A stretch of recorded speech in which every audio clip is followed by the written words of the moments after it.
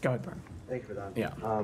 You said you look for more information from independent Israeli investigation. That's been the same U.S. posture for Hindu Job, who was killed 224 days ago. To Ravi's question, how can Aisha Noor's family take an investigation seriously if it's conducted by the perpetrator, and, moreover, if they've continued delayed and reportedly lied to the U.S. about their investigation into Hindu Job? Well, that is exactly why we have called and have continued to call for these processes to be as swift and as thorough as possible, and we have that same expectation here as well, and we'll continue to press. It's been 224 days since Hindu Job was killed, and in the same instance, for example, we've seen open source reporting, eyewitness accounts that evidently show a potential human rights violation. You say, you're pushing for a swift investigation. If that's the same posture with this, when can Americans expect a conclusion?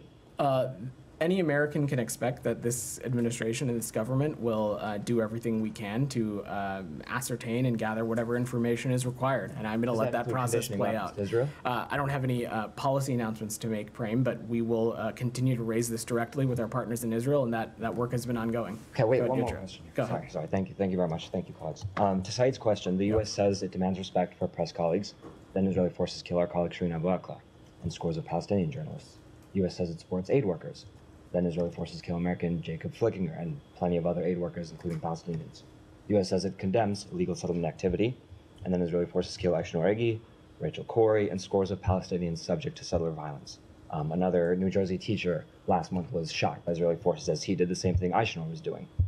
How many more Palestinians and how many more Americans killed, violated, will it take before this administration actually does announce a policy change? So, Prem, I will say this, that one of the reasons we are so squarely focused on working to get a ceasefire deal is because of the calm and the stability and the potential it has for that, not just in the immediate Gaza Strip and the surrounding areas, but the region broadly, and the benefits that it could have when it comes to peace and stability and calm and the reduction of tensions in the West Bank as well.